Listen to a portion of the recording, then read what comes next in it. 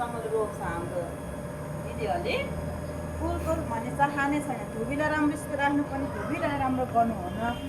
Main भनेको यसमा हो नि जरुरी भनेको लागि त यसलाई नि सुकेको बोट सकेर राख्छ किनकि गर्न आउँदैन कि नेपालमा काम गर्न आउँदैन खास भने खालि अरूहरूको घरमा बाँध्दो रहेछ सरकार दिनभरि नेतासम्म त्यही भएर नभए होइन। ए भिडियो बनाउन आऊ, भिडियो गर्ने आऊ तल पिङ्क कलर त्यो नाम लेखेछ त्यसमा जे बनाउनु बनाउला नि के हेर्छु भने सबैजना हेर्नु मात्रै त आउँछ नि गर्नु गइ आउँदैन जिन्दगीमा। लामो खिचेको राम्रो हुन्थ्यो फेरि लामो युट्युब राख्ने क्या युट्युब खोलेछ फेरि खोलिदियो न कसरी खोलिदियो आफ्नो चाहिँ के गरेर खोल्ने टिकटक हो मेरो मैले टिकटक मात्रै खोलिरहेको छु। धेरै लामो राम्रो हुँदैन किन भागिर अब खोइ पैसा दिएन मलाई 150 को लागि भाइले खाँदा पनि कति टेन्सन लागेको नि उसलाई चाहिँ लाखौँ खाएको जस्तो देखिन्छ हो। यो ल्याएको कपाके कुन छ कपाके कुन गइसी म हाम्रो काम गर्ने मान्छेहरू के गर्ने चाँडै आइज भन्छ 7 घन्टाको ड्युटी 12 बजीदेखि आऊ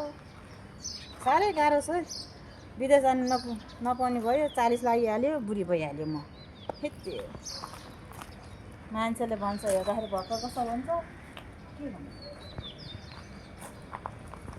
उमेरले जुन उमेर गएको देखेन रहेछ पैसाले आफ्नो उमेर गइसक्यो जागिर पनि थाहै छैन कहिले निकाल्ला भने टेन्सन डराइ बस्नुपर्छ न करार हुन सकेको साह्रै पिर्छ हामीलाई पनि के गर्ने मेरो घर नबनाएको म जानी गयो त्यो भएर पनि टेन्सन लाग्छ। आजभोलि मुटु पनि दुख्न थालिसक्यो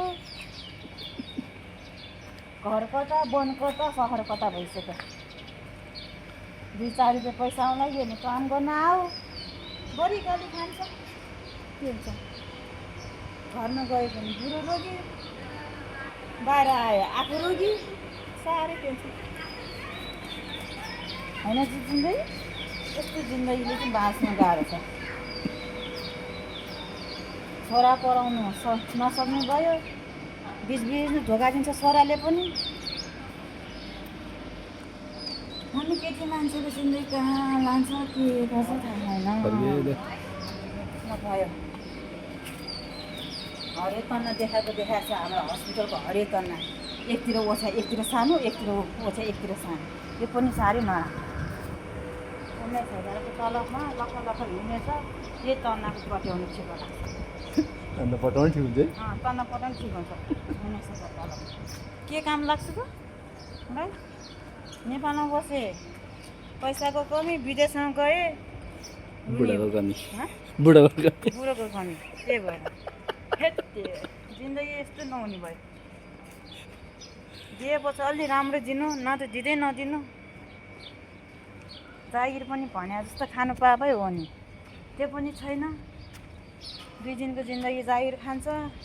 2-4 रुपियाँ जोगाउला भन्दा झन् आफ्नै खर्च केटी उपचार गर्ने पैसा पुग्दैन खत्तम छ हाम्रो जिन्दगी त छोरी मान्छेको जिन्दगी बुढा पाला हुन्छ बच्चा पाला ससुरा पाला गाउँघरमा खेतमा राखो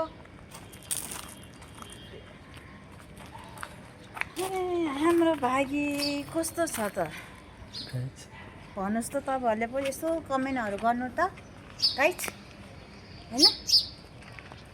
हामीले के गर्दाखेरि पैसा कमाउनु सक्छ त्यो आइडिया दिन त मेरो त आइडिया त धेरै छ नि कहिले पसल राखौँ के भन्छु नगरपालिकाले उठाउँछ नाङ्ले बस्छ कहिले यताउति काम गरौँ भने कि फोहोर हाल्नु गाह्रो मान्छ त्यो ठाउँमा काम गर्छ 1000-2000 आउँछ चामल किन्नै पुग्छ मेरो जिन्दगी त के गर्ने हेर्नु त मेरो च्यातेको लुगा लगाएर छ के गर्ने पैसै छैन म पीडित छु जागिर ठेकामा खान्छु मेरो एकजना बहिनी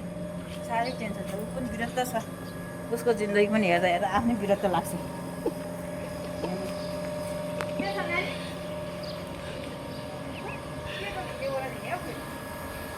हामी चाहिँ यो फुलहरूको उन्नस पत्र गरे हो कि के पत्र गरे अरे उन्नस पत्र अब भन्छ नि मान्छेहरूले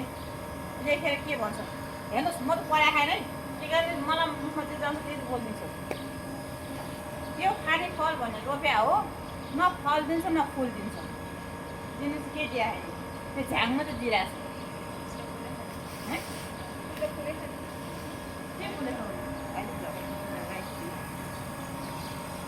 अनि हामीले दिनको पुछा सुकाउने भन्छ कीटाणु लाग्छ भन्छ आज सुकायो भोलि सुक्छ फेरि ठुसठुस गनाउँछ यहाँ हाम्रो त्यो हस्पिटलमा ड्रेस खाना खाएको कसैलाई कमी छ भने लिन आउनु होला हिँडदेखि बरु माथिसम्म झुन्डेछ